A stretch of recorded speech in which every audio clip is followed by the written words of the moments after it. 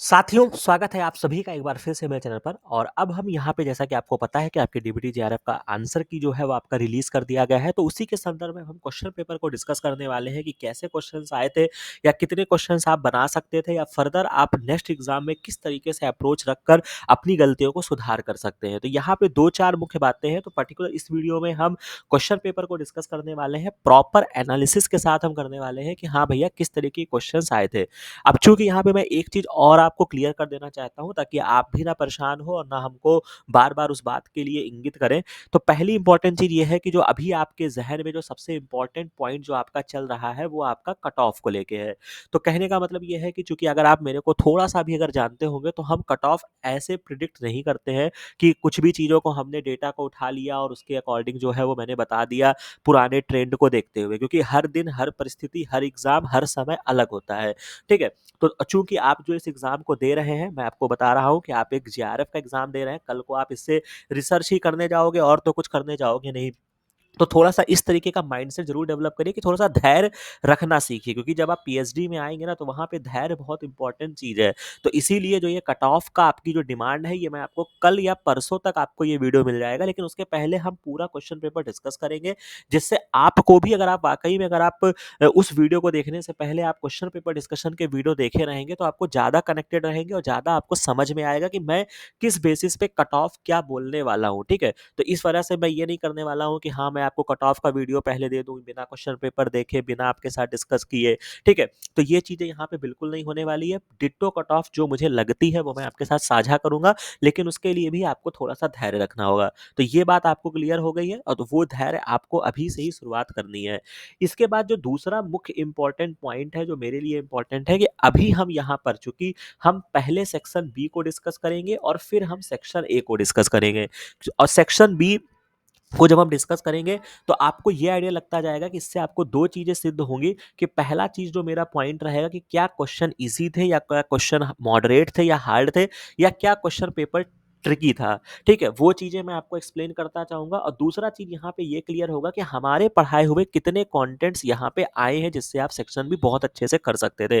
तो उनको भी मैं आपको दिखाता रहूँगा, ताकि फर्दर जब आपका एग्ज़ाम हो, चाहे वो आने वाला आईसीएमआर हो या कोई और भी एग्ज़ाम हो, तो आप वो चीज़ों को हमारे साथ अच्छे से तैयार कर सकें, ठीक है? तो ये बातें क्लियर हो गई हैं। सेक्शन बी हम पहले डिस्कस करेंगे, देन हम सेक्शन ए डिस्कस करेंगे। इसके बाद अगर हमें लगता है कि कोई क्वेश्चन खास तौर से बायोलॉजी के एंड का, अब यहाँ पे मैं भी बता दूं कि ऐसा नहीं है कि मैं पूरे सेक्शन बी के पूरे 150 क्वेश्चन डिस्कस करने वाला हूँ। मैं केवल उतने ही पार्ट डिस्कस करूंगा जो मैं खास तौर से डील करता हूँ, जो मैं खास तौर से पढ़ाता हूँ, या जिसको थोड़ा बहुत दिमाग लगा के, थोड़ा बहुत कॉमन सेंस लगा के अप्रोच से उसको हम सॉल्व कर सकते हैं। तो एक पॉइंट ये क्लियर हो गया। दूसरा पॉइंट ये हो गया कि जो हम यहाँ पे क्या कहते हैं, कि सबसे पहले तो हम बायोलॉजी वाले पार्ट्स को डिस्कस करेंगे। सेक्शन ए में भी जब हम आएँगे, तो भी हम बायोलॉजी के ही क्वेश्चंस को ज़्यादा डील करेंगे। बाकी रीज़निंग वगैरह हमारा उतना एरिया नहीं है, तो हम उस पे फ़ोकस नहीं होंगे। वो आपकी अपनी चीज़ें हैं कि आपने वहाँ पे कितने क्वेश्चंस बनाए, नहीं बनाए। लेकिन एक डिसेंट कितना पेपर ये करने लायक था, और क्या क्वेश्चंस वहाँ पे बने और क्या चीज़ें वहाँ पे आई, तो उन सारी चीज़ों को हम यहाँ पे डिस्कस करने वाले हैं।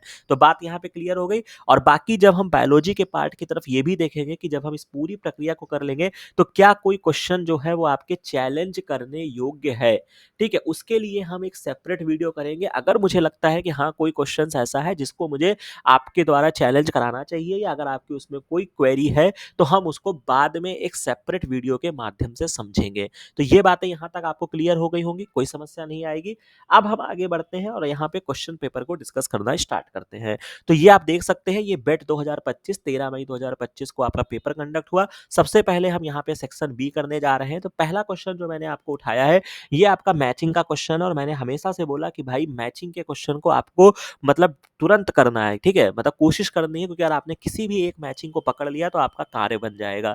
अब अगर आप इस पूरे मैचिंग में जो भी पॉइंट्स इन्होंने बोले हैं, उसमें अगर आप चीज़ों को गौर करते हैं, तो अगर आप 2 पॉइंट्स को पकड़ लेते हैं, तो आप क्वेश्चन कर सकते हैं। अब ये 2 को पॉइंट्स कौन से हैं? पहला जो मुझे लगता है कि आपको फाइकोएरिथ्रिन पकड़ना चाहिए, क्योंकि जब आपने इस चीज़ का ज़िक्र, जब आप खास तौर से एल्गी पढ़ते हैं तो वहाँ पे आपको मिल जाता है। और अगर आप प्लांट बैकग्राउंड के नहीं हैं, अगर आपने सीएसआईआर पढ़ा है और वहाँ पे अगर आपने फ्लो साइटोमेट्री अगर आपने पढ़ते हैं, और फ्लो साइटोमेट्री में जब आप बहुत सारे फ्लोरोक्रोम का इस्तेमाल करते हैं तो जो आपका रेड फ्लोरोक्रोम होता है वो उसको हम फाइकोएरिथ्रिन या इसी से ही टैग करते हैं, ठीक है। तो वहाँ पे भी हमने जिक्र किया है कि जो आपका फाइकोएरिथ्रिन होता है वो हमारा रेड कलर का फ्लोरेसेंस फ्लोरोक्रोम देता है, और ये पर्टिकुलर हम रेड एल्गी से क्या करते हैं, आइसोलेट करते हैं। तो अगर आप इस तरीके से जाते हैं तो डी को आपको थर्ड से मिलाना है, एक ही ऑप्शन में रखा है।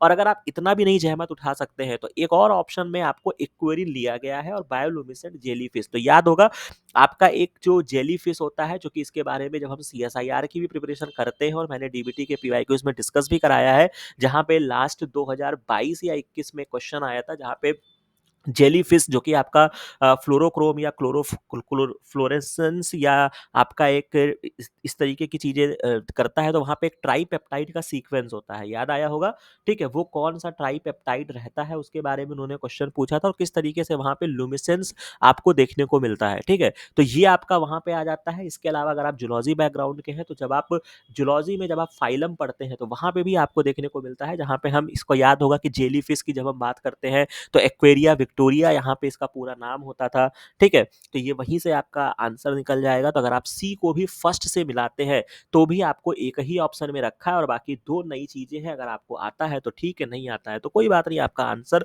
जो है वो यहाँ पे सॉल्व हो गया, ठीक है। इसीलिए कहते हैं कि किसी भी क्वेश्चन को देख के घबराना नहीं, अगर आप एक भी ऑप्शन को यहाँ पे टैकल करते हैं तो आप कर ले जाओगे। बाकी दोनों ही चीजें हमारी पढ़ाई हुई है। जेलीफिश के बारे में भी हमने पीवाईक्यूज में डिस्कस करके रखा है, और आपका जो रेड एल्गी है अगर हम इसकी बात करते हैं तो जब हमने क्लासिफिकेशन आपको पढ़ाया है वहां पे हमने किया, क्योंकि कुछ चीजों का मैंने स्क्रीनशॉट लगाया है जो मुझे लगा कि बहुत ज्यादा इंपॉर्टेंट है। अब बहुत छोटी-छोटी चीज़ों के लिए मैं क्या ही स्क्रीनशॉट लगाऊँ। तो अगर आप प्लांट क्लासिफिकेशन का मेगा रिवीजन जाके देखते हैं तो वहाँ पे आपको देखने को मिल जाएगा। तो ये क्वेश्चन मैं कहूँगा कि डूएबल था, करने वाला था। इसके बाद ये एक क्वेश्चन है जो कि बहुत बेहतरीन क्वेश्चन मैं कहूँगा कि पूछा है। हालाँकि इस तरीके का क्वेश्चन ख़ास तौर से ये पहली बार डीबीटी में आया है, लेकिन बट ये है कि बहुत बेसिक क्वेश्चन है। अगर आप कोई भी जेआरएफ या असिस्टेंट प्रोफेसर लेवल का एग्ज़ाम अगर आपने दिया होगा, या कभी आपने मेडिकल की प्रिपरेशन की होगी, तो वहाँ पे आपने जो कॉन्सेप्ट लगाते हैं जब सेल साइकिल के क्वेश्चन सॉल्व करते हैं कि कितने सेल डिवीजन होंगे, ये लगभग उसी के आसपास का क्वेश्चन था। तो यहाँ पे कुछ पूछा गया है कि how many phosphodiester bond are present in the DNA fragment of 36 nucleotide का अगर है, तो ऑब्वियस सी बात है, आपने पढ़ते हैं कि दो न्यूक्लियोटाइड के बीच में एक आपका फॉस्फोडाइस्टर बॉन्ड बनता है, और ये वाली स्टोरी आपने बायोटेक में भी पढ़ा होगा, आपने मॉलिक्यूलर बायोलॉजी में पढ़ा होगा। और खास तौर से जब हम बात करते हैं फॉस्फोडाइस्टर बॉन्ड का फॉर्मेशन, तो जब हम बायोटेक में जाते हैं तो वहाँ पे लाइगेज करता है, ठीक है। तो चूंकि दो के बीच में एक हो रहा है, तो अगर आप इस तरीके से सोचते जाओ तो कहानी का सारांश क्या होगा, अगर आपको 36 न्यूक्लियोटाइड है तो कितने फॉस्फोडाइस्टर बॉन्ड चाहिए, तो 36 में से एक माइनस कर दीजिए, 35 आ जाएगा। कहने का मतलब ये है कि सपोज दैट अगर आपसे मैं कहूँ कि 4 न्यूक्लियोटाइड को मुझे जोड़ना है, तो कितने फॉस्फोडाइस्टर बॉन्ड चाहिए, तो एक 4 न्यूक्लियोटाइड है, 1 2 3 न्यूक्लियोटाइड हो गया। अब फॉस्फोडाइस्टर जो होता है वो दो के बीच में एक बनता है, यहाँ पे एक लग गया, यहाँ पे एक लग गया, यहाँ पे एक लग गया। तो अगर 4 का एग्जांपल लिया तो हमको केवल 3 ही तो फॉस्फोडाइस्टर बॉन्ड देखने को मिला। तो अगर यही संख्या 36 हो जाएगी तो 36 में से एक मुझे माइनस कर देना है, मेरा 35 आंसर आ जाएगा, जो कि एक ही ऑप्शन में रखा है, ठीक है। तो हालांकि ऑप्शन भी अच्छे सेट किया है पर्टिकुलर इस क्वेश्चन में, क्योंकि बहुत सारे बच्चे हो सकता है इसको हाफ भी कर सकते हैं, डिवाइड भी कर सकते हैं, बट वो चीजें नहीं यहाँ पे होंगी।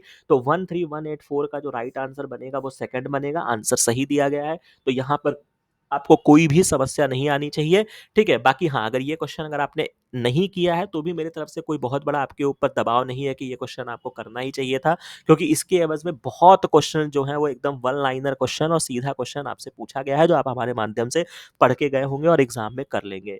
इसके बाद अगर हम नेक्स्ट क्वेश्चन की तरफ आते हैं, ये क्वेश्चन यहाँ पे दो क्वेश्चन मैं दिखाऊंगा। पहली बात तो मुझे लगता है कि इस पूरे क्वेश्चन पेपर में अगर मैं गलत नहीं हूँ, अभी मैं सेक्शन ए की तरफ नहीं गया हूँ, मैं जितना सेक्शन बी में मैंने देखा है, लगभग 7 से 8 क्वेश्चन जो हैं वो डिट्टो रिपोर्ट रिपीट किए गए हैं इनके पीवाईक्यू से, और जो इनका पैटर्न होता है उन चीजों को इन्होंने फॉलो किया है। क्योंकि डीबीटी मैं बोलता हूँ कि डीबीटी के क्वेश्चन जो होते हैं वो रिपीट होते हैं, गैट बी के साथ रिपीट होते हैं, आईसीएमआर के साथ रिपीट होते हैं, तो वो चीज़ों को इन्होंने मेंटेन किया है। अब एक क्वेश्चन जो है ये मुझे लगता है कि बहुत अच्छे तरीके से आपको करना चाहिए, पूरा लैंग्वेज सेम है यहाँ पर, कि anti freeze molecule that prevent intracellular ice formation in the marine organism are generally क्या होते हैं, तो ये आपका ग्लाइकोप्रोटीन होता है। और चूंकि यहाँ पे आपको 2019 के डीबीटी जेआरएफ में सीधा क्वेश्चन आपसे यही पूछा गया था, तो इसका आंसर जो होगा वो आपका ग्लाइकोप्रोटीन होगा। तो इसी वजह से कहते हैं कि पीवाईक्यूज क्यों इंपॉर्टेंट है वो आपको यहाँ पे देखने को मिल जाएगा। तो आपको यहाँ पे इस पर्टिकुलर क्वेश्चन का आंसर ग्लाइकोप्रोटीन करना था। बाकी मैंने आपको एक कॉन्सेप्ट भी देके रखा था कि यार बहुत सारी चीज़ों में जो होते हैं ना, ग्लाइकोप्रोटीन ही ऐसे मॉलिक्यूल्स होते हैं कि जो मतलब बहुत अनयूजुअल प्रॉपर्टी के लिए रिस्पॉन्सिबल होते हैं।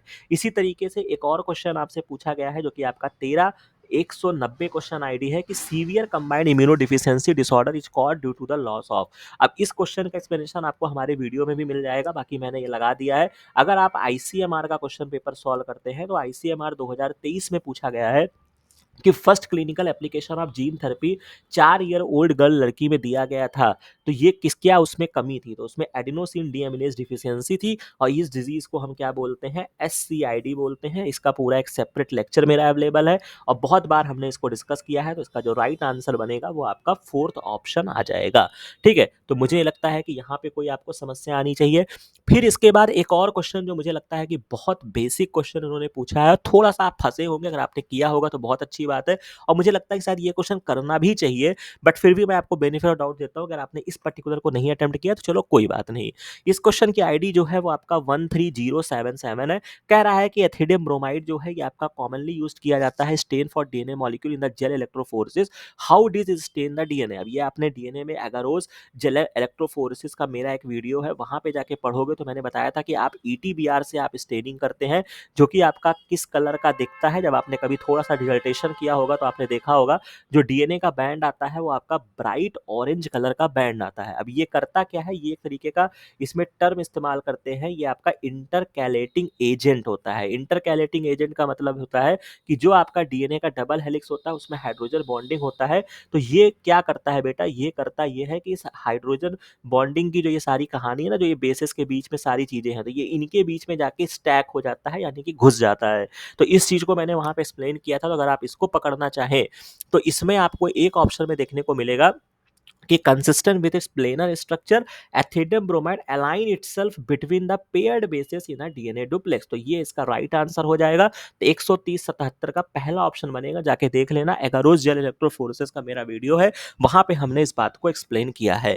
ठीक है, इसके बाद नेक्स्ट क्वेश्चन ये कहूंगा कि मैं बहुत आसान क्वेश्चन है कि intrinsic fluorescence of the protein किस पे डिपेंडेंट होता है। तो ये आपको जितने भी आपके एरोमेटिक अमाइनो एसिड्स होते हैं उनकी वजह से आपको फ्लोरेसेंस देखने को मिलता है, जिसमें आपका टायरोसिन, ट्रिप्टोफैन, फेनाइलएलानिन होगा। इसी तरीके से एक और क्वेश्चन जो कि आपका 13128 है, पूछा गया है कि which one of the following is not a form of the phyto hormone. Auxin का फॉर्म नहीं है। तो ऑक्सिन का आप मेरा लेक्चर जाओगे वहां पे आपको मिल जाएगा। ठीक है, अब ये क्वेश्चन आपको दो तरीके से सॉल्व हो सकता है। तो आपको प्लांट ग्रोथ हार्मोन पढ़ना ही है, ऑक्सिन जब आप पढ़ते हैं, और एक आपको इथाइलिन हार्मोन याद होना चाहिए। और दोनों हार्मोन बहुत इंपॉर्टेंट है। अगर आप CSIR को भी टारगेट करते हैं तो इथाइलिन आपको सिग्नलिंग बहुत इंपॉर्टेंट है, जो आपको पढ़नी होती है। हमारे चैनल पे बॉटनी की प्लेलिस्ट में आपको मिल जाएगा, जहाँ पे हमने प्लांट ग्रोथ को पढ़ा है। फाइटो हार्मोन में जब आप जाते हैं तो चूंकि आपके जो आपका ये पर्टिकुलर आपका क्या बोलते हैं कि फाइटो हार्मोन्स होते हैं, उसमें आपको मैंने बताया था कि ये आपके इंडोल एसिटिक एसिड होता है, इंडोल ब्यूटेरिक एसिड होते हैं, कुछ आपके नेचुरल ऑक्सिन होते हैं और कुछ आपके सिंथेटिक ऑक्सिन होते हैं, जिसमें हम इसी ऑक्सिन वाले लेक्चर में हमने एजेंट ऑरेंज का भी चर्चा किया था। ठीक है, अब चूंकि आप इसको पढ़ेंगे तो इंडोल 3 ब्यूटेरिक एसिड मिल जाएगा। इसके बाद फेनाइल एसिटिक एसिड है, यहाँ पर भी इंडोल है, चूंकि ऑक्सिन में आपका ट्रिप्टोफैन होता है, ट्रिप्टोफैन में आपको इंडोल होता है। तो ये भी आपको नियर अबाउट इसको सही मानना है। और चूंकि NAA करके भी आपका इसका एक प्रिकर्सर होता है जिसका एसिटिल एसिटिक एसिड बोलते हैं, तो ये यहाँ से आपको रिलेट कर लेंगे। अदरवाइज जब आप फोर्थ ऑप्शन में आते हैं तो अमाइनो साइक्लोप्रोपेन 1 कार्बोक्सिलिक एसिड, ये आपने पढ़ा होगा, जिसको हम ACC बोलते हैं। और ये जब एथाइलिन में जब आप बायोटेक्नोलॉजी पढ़ते हैं, तो जब आप एथाइलिन को कुछ बेटर करना होता है या उसको बेहतरीन बनाना होता है, तो वहां पे हम इस एंजाइम को देखते हैं। क्योंकि ये क्या होता है, एथाइलिन बायोसिंथेसिस जब आप पढ़ते हैं तो ये इसका प्रिकर्सर होता है।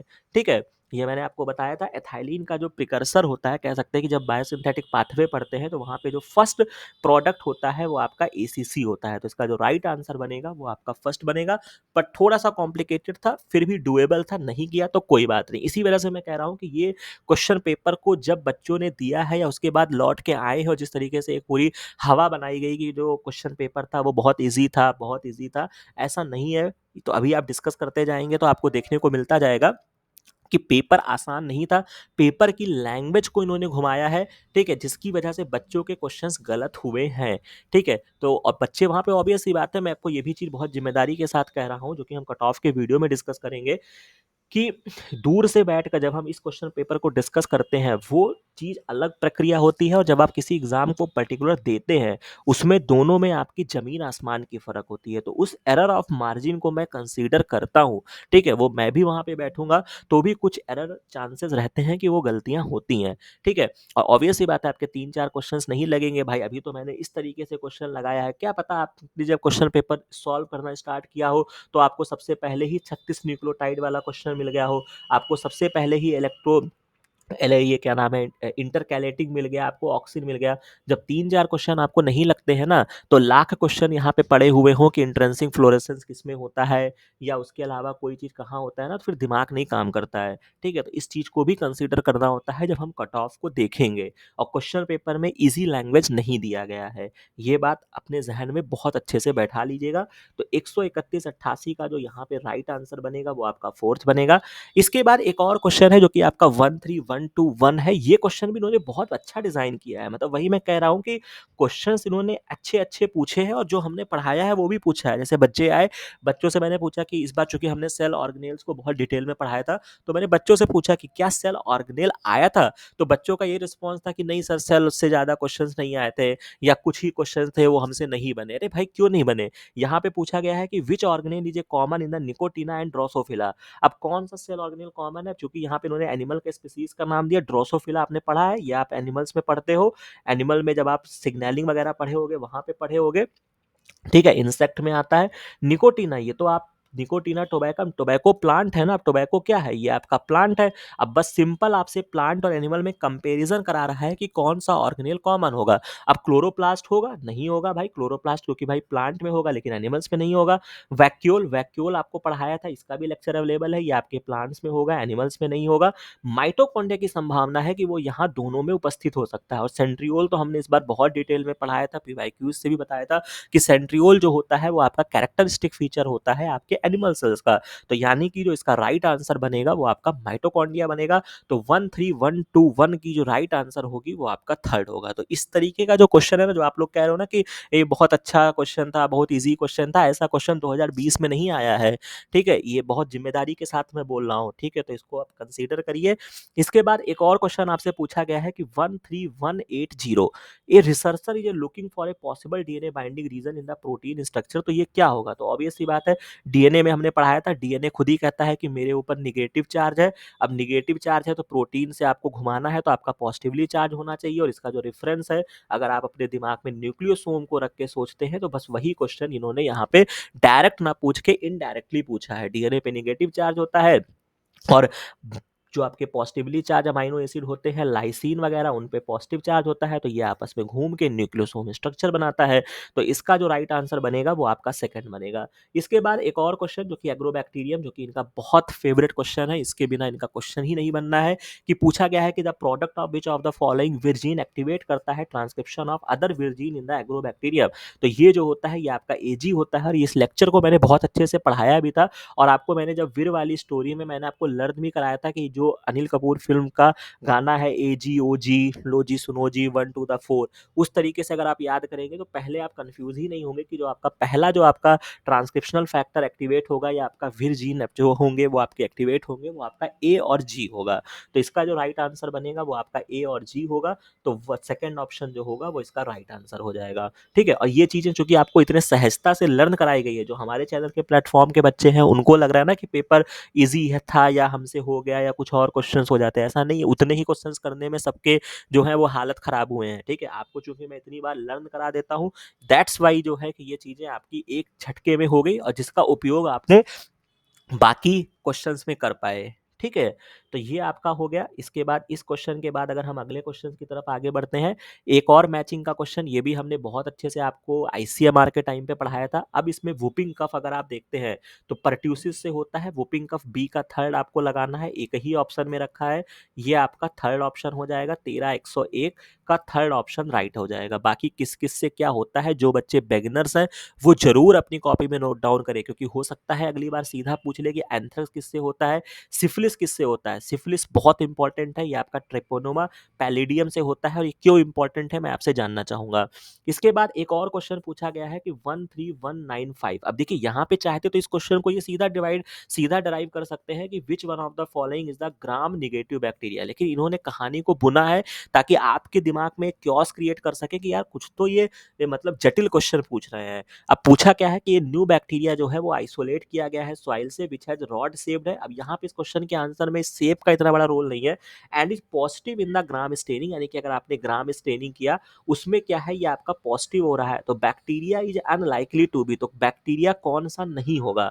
अब आपको मैंने इस लेक्चर को मैंने पूरा पढ़ाया है और ये मैंने आपको रेफरेंस लगा दिया है, ये मेरा एक वीडियो अवेलेबल है जो हमने आईसीएमआर 2022 के समय पढ़ाया था। और मैं इसीलिए बोलता हूँ कि हमारे हर लेक्चर को आप देखिए, क्योंकि बायोलॉजी इस लेवल पे आके इतनी ब्रॉड होती है कि वो जरूरी नहीं है कि हम एक सेशन में कंप्लीट कर सके। चूंकि रिकॉर्डेड लेक्चर है और ये एवरग्रीन लेक्चर मैं कह सकता हूं, तो आपको ये जरूर करते रहना चाहिए। ठीक है, तो कहने का मतलब है जब आप यहाँ पे आएंगे gram positive and gram negative, यहाँ पे हमने इसको बहुत अच्छे से कवर किया है। तो जब आप देखोगे यहाँ पे ग्राम निगेटिव के एग्जाम्पल में आपको साल्मोनेला मिलेगा, ग्राम पॉजिटिव में बैसिलस क्लॉस्ट्रीडियम लैक्टोबैसिलस। अब यहाँ पे देखते जाओ, bacillus Clostridium lactobacillus ditto line से ऑप्शन सेट है, और साल्मोनेला जो होता है ये आपका ग्राम निगेटिव होता है। बाकी मैंने आपको एक चीज और भी बताया था इस पूरे लेक्चर को जब आप जाके देखोगे, तो मैंने ये भी बोला था कि चाहो तो ऐसे भी याद कर सकते हो कि जितने आपके निगेटिव वाले बैक्टीरिया होते हैं वो खास तौर से डिजीज कॉज करते हैं, मतलब जो हार्मफुल बैक्टीरिया आपने सुना होगा, जैसे एसिटोबैक्टर हो गया, साल्मोनेला हो गया, एग्रोबैक्टीरियम है, विब्रियो कॉलरा हो गया, बैसिलस है, क्लॉस्ट्रीडियम है, लैक्टोबैसिलस जो कि आप यूज करते हैं दूध दही बनाने में। तो थोड़ा मतलब ये कोई यूनिवर्सल लॉ नहीं है, बट हाँ फिर भी आप इस तरीके से भी थोड़ा बहुत उसमें डिफरेंशिएट कर सकते हैं। तो इसका सीधा आंसर जो था वो यहाँ से था, तो ये आपका आंसर बनेगा, साल्मोनेला बनेगा। तो 131 95 का जो राइट आंसर होगा वो आपका फोर्थ होगा।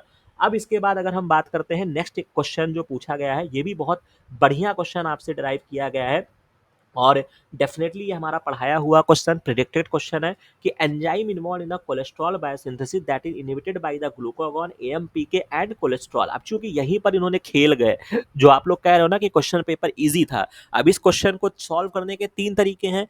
पहला तो ये है कि आपको कोलेस्ट्रॉल की बायोसिंथेसिस आनी चाहिए, और जब आप कोलेस्ट्रॉल की बायोसिंथेसिस पढ़ते हैं तो वहां पे जो मेन एंजाइम होता है वो आपका एचएमजी को एंजाइम ए रिडक्टेज होता है, यही आपका मेन था, जिसको क्या करता था, स्टैटिन एक आपका था जिसका क्वेश्चन आया हुआ था, वो इसको ब्लॉक करता था।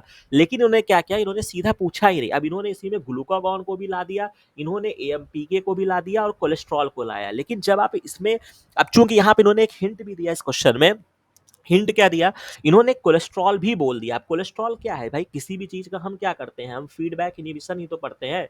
एक प्रक्रिया होती है फीडबैक इनहिबिशन की, जब किसी पाथवे का एंड प्रोडक्ट जो होता है वो उसके रेगुलेटरी की एंजाइम को क्या करता है, इनहिबिट करता है। तो यहीं से आपको क्लिक होना चाहिए था कि अगर इन्होंने यहाँ पे कोलेस्ट्रॉल बोला है तो इसका मतलब यहाँ पे फीडबैक इनहिबिशन हो रहा है, जो इसके क्या करेगा, जो इसके की एंजाइम को रेगुलेट करेगा, और एचएमजी को एंजाइम में रिडक्टेज जो होगा वो इसका राइट आंसर होगा। सिंथेस के बारे में भी हमने एक्सप्लेन करके रखा था कि भैया सिंथेस से कंफ्यूज मत होना, और यहाँ पे इन्होंने ऑप्शन में भी जहाँ पे सेट किया, बाकी इसका मैंने रेफरेंस लगा दिया है, कोलेस्ट्रॉल की बायोसिंथेसिस लाइन बाय लाइन हमने कवर किया था। और ये देखिए, feedback inhibiting of SMG coenzyme reductase enzyme होता है, the high level of cholesterol and इस मेटाबोलाइट कंट्रोल करते हैं कोलेस्ट्रॉल की बायोसिंथेसिस। तो इसीलिए मैं कह रहा हूँ कि आंख खोल के पढ़ाई करनी है।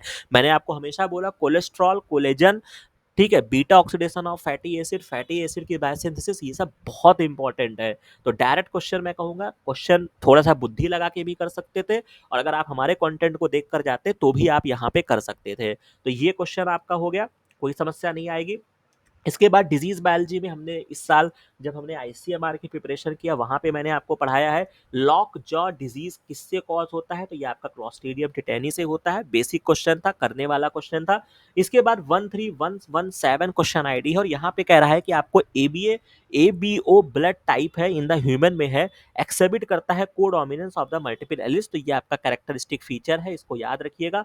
What is the likelihood of type A father and type A mother having a type O child, कह रहे हैं कि भाई क्या ऐसी प्रोबेबिलिटी हो सकती है कि अगर मदर जो है उसका ब्लड ग्रुप ए है और फादर है उसका ब्लड ग्रुप ए है तो ओ ब्लड ग्रुप होने की संभावना क्या है। तो आप पढ़ते हैं ना, अगर ए ब्लड ग्रुप है तो या तो इसका जीनोटाइप जो होगा वो आई ए आई ओ होगा या आई ए होगा। भाई यही तो पढ़ते हो आपने, को बेसिक जो आपको मैंने बताया था।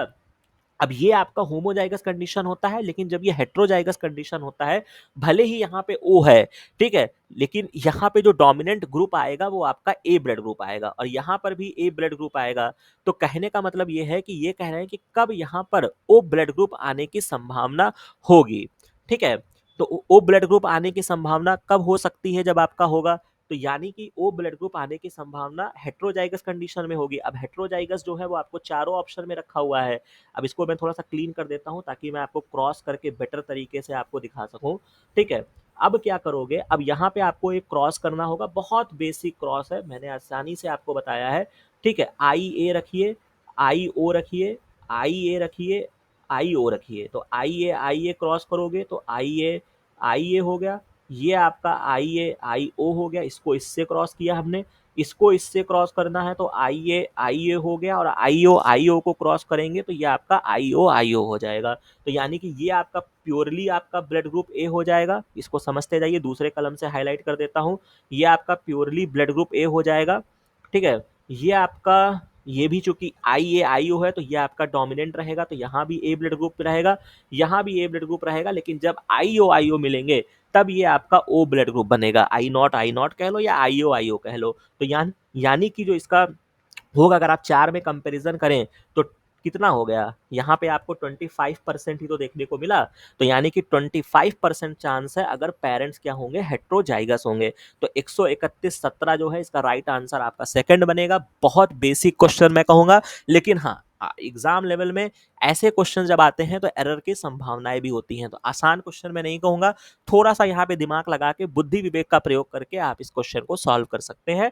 तो 131-17 क्वेश्चन आईडी है, उसका जो राइट आंसर बनेगा वो आपका सेकंड बनेगा।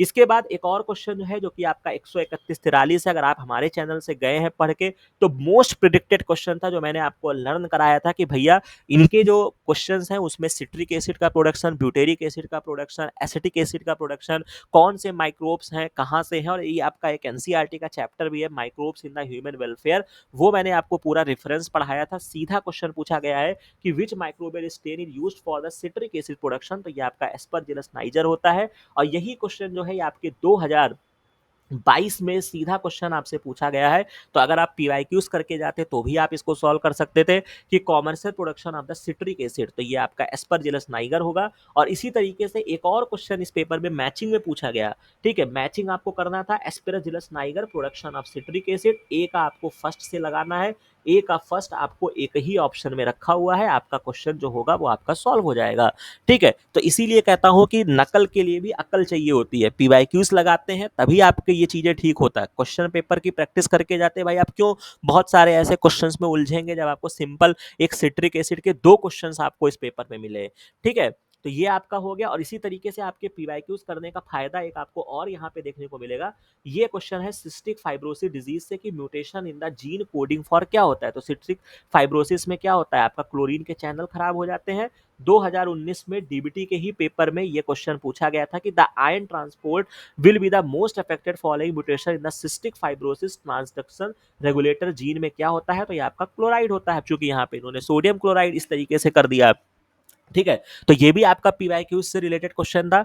इसके बाद एक और क्वेश्चन जो कि हमारा पढ़ाया हुआ क्वेश्चन था, 13098 क्वेश्चन है कि deficiency of which one of the following amino acid in the diet lead to the insufficient synthesis of vitamin niacin, result in the disease pellagra. ये पर्टिकुलर जो डिजीज होती है ये आपके किस विटामिन से होता है, सबसे पहले तो मैं आपको ये जानना चाहूंगा। ठीक है, ये नियासिन को क्या बोलते हैं, ठीक है, B1 B2 B3 B4 B5 क्या बोलते हैं। अब जब इसको पढ़ेंगे तो ये आपको लैलेंजर में पूरी कहानी मिल जाती है। ठीक है, हमने भी जब अमाइनो एसिड्स पढ़ाया है या क्वेश्चन पेपर को सॉल्व कराया है उस जगह पे मैंने डिस्कस किया है। तो इसका जो प्रिकर्सर होता है वो आपका ट्रिप्टोफैन होता है। बहुत सीधा क्वेश्चन था, और थोड़ा-सा अगर कन्फ्यूज़न था तो मुझे लगता है छोड़ भी दिया तो कोई बात नहीं, बट हाँ, फिर भी ये मैं कहूँगा कि आउट ऑफ सिलेबस क्वेश्चन नहीं था कि ये चीज़ें आपको नहीं पता होगा, और आपने किसी बेहतरीन बुक्स को भी इस्तेमाल किया होगा, किसी बेहतरीन टीचर से अगर आपने पढ़ा होगा, सीएसआईआर तक टारगेट कर रहे थे, तो इसका ज़िक्र आ जाता है। और अगर विटामिन्स में नहीं आता है, तो जब आप ट्रिप्टोफैन अमाइनो एसिड्स पढ़ते हैं, वहाँ पे इसका पूरा एक लेलेंजर में एक चार्ट बना हुआ है।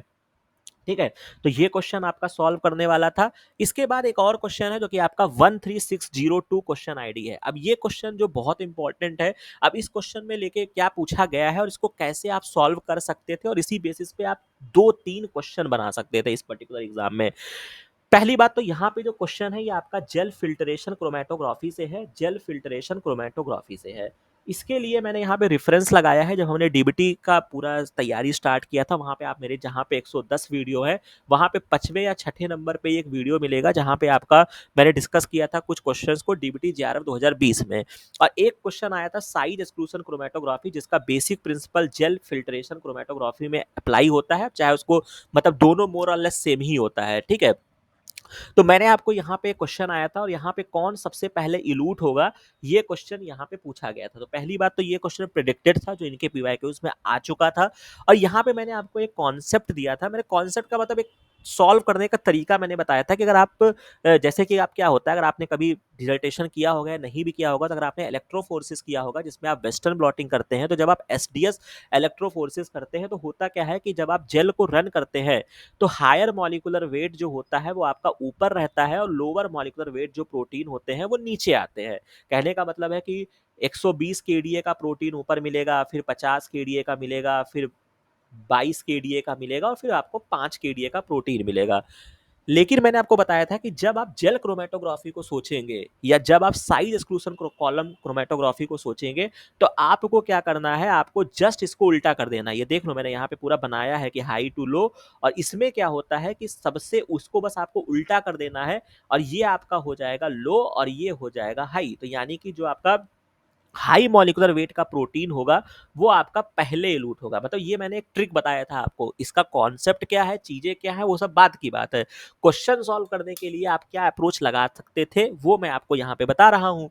ठीक है, तो कहने का मतलब है कि जो आपका हायर मॉलिक्यूलर वेट का प्रोटीन होगा वो पहले इलूट होगा, और लोअर मॉलिक्यूलर वेट का प्रोटीन जो होगा वो बाद में इलूट होगा। अब इन्होंने क्वेश्चन यहाँ पे जो है वो ट्रिकी किया, कहा कि एक आपका मिक्सचर है जहाँ पे 4 प्रोटीन है, जिसमें B1 का मॉलिक्यूलर वेट 55 kDa है, B2 20 है, B3 15 है, और B4 आपका 10 kDa है। कह रहे हैं कि B3 और B4 जो है ये आपके एक स्ट्रॉन्ग हेटेरोडाइमर बनाते हैं, और B1 और B2 जो है वो आपके मोनोमरिक हैं, यानी कि B1 और B2 जो है वो आपके अलग अलग हैं। तो B1 का सबसे ज्यादा मॉलिक्यूलर वेट है, ये आपका 51 kDa है, और B2 जो है ये आपका 20 kDa है। लेकिन इन्होंने कहा कि जो आपका B3 B4 है ये आपस में जुड़ जा रहे हैं, तो यानी कि 15 kDa और 10 kDa ये आपस में जुड़ के क्या हो जाएगा, B3 और B4 15 और 10 जुड़े तो ये आपके 25 kDa हो गया। अब यहीं से क्वेश्चन आपका सॉल्व हो गया। कह रहे हैं कि what will be the order of elution first to last of these protein in the gel filtration chroming under isocratic condition. हालांकि ये एक टर्म इस्तेमाल किया है, ठीक है, ये मतलब आइसोक्रेटिक कंडीशन होता है कि जो वहां पे सोल्यूट्स जो आपका एक तरीके का जब ये कॉलम क्रोमेटोग्राफी करते हैं तो उसमें सारी कंडीशन आइडेंटिकल रहे, जिससे उनके सेपरेशन में कोई हिंड्रेंस ना आए। ठीक है, तो ये उस टर्म को बोलते हैं। हालांकि आपको टूल्स टेक्निक की बुक में जब आप इसको पढ़ेंगे तो आपको आइसोक्रेटिक कंडीशन मिल जाएगा, बट इस क्वेश्चन से इसका कोई लेना देना है भी नहीं।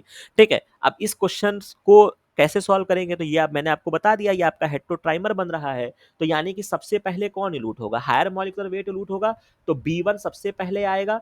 फिर क्या आएगा, चूंकि B3 और B4 ने अपना डाइमर बना लिया तो 15 और 10 25 हो गए। उसके बाद आपका B3 और B4 आएगा।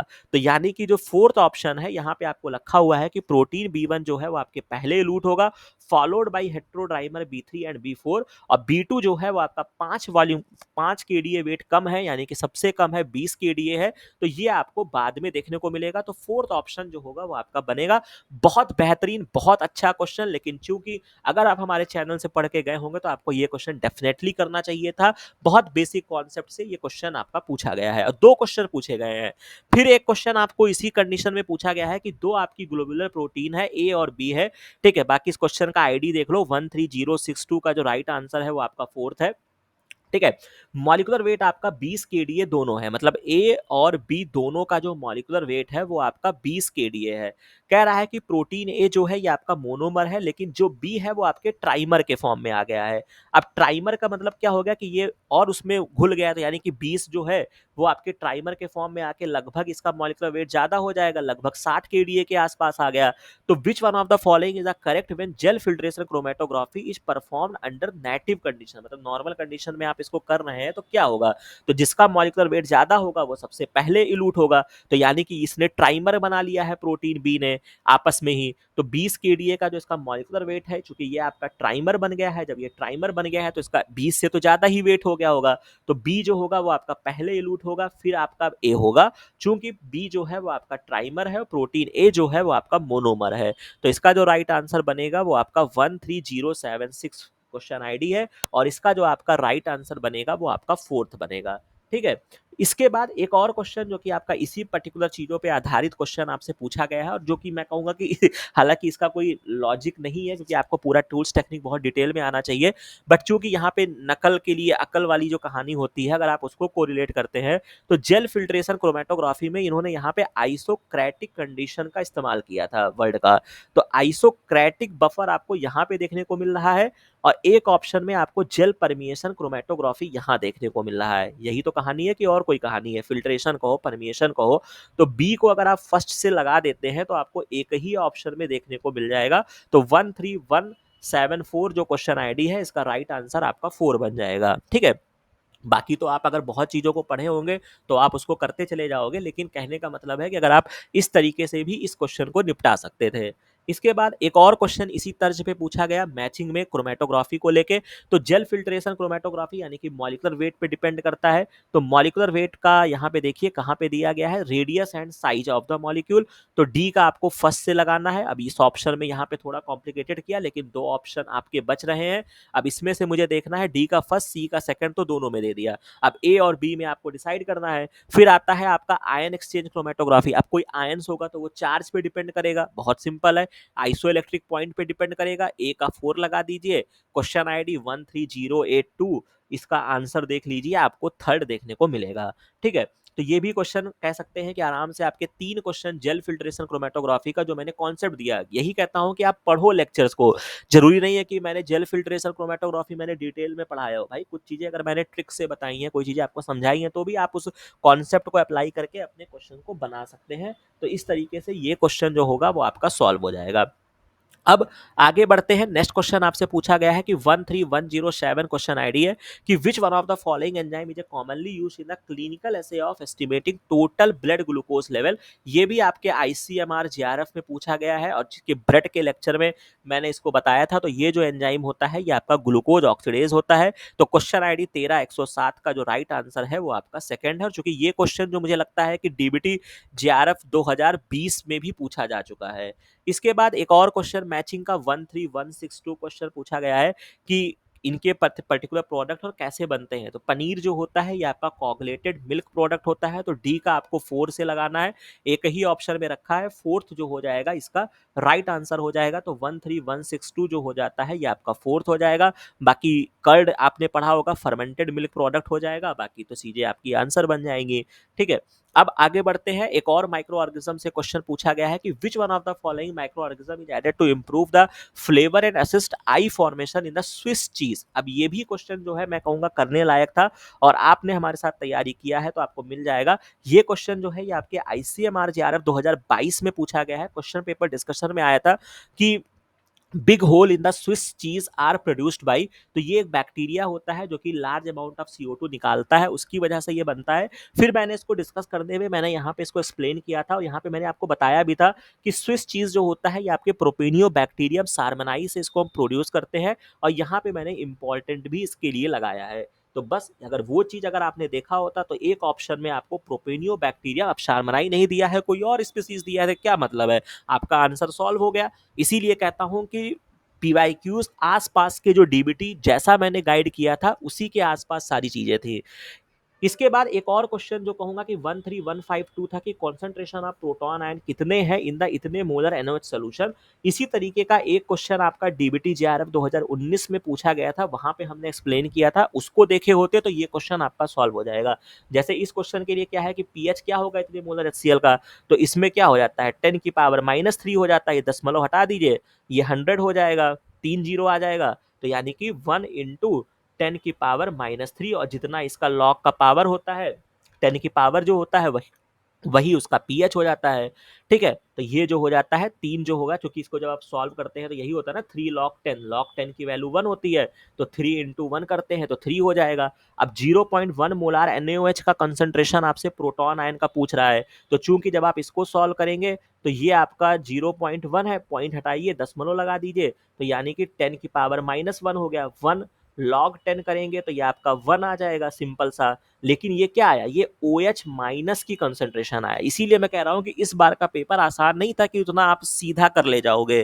ठीक है, और एक ऑप्शन में यहाँ पे रख के दिया भी है 10⁻⁻1 लगा के चले आओगे, लेकिन यहाँ पर हमने आपको एक्सप्लेन भी किया था कि ये क्या होता है, H प्लस आयन और OH प्लस आयन की जो टोटल कॉन्सेंट्रेशन होती है वो 14 के बराबर होता है, तभी तो जो पीएच की रेंज होती है वो 14 के बराबर होता है।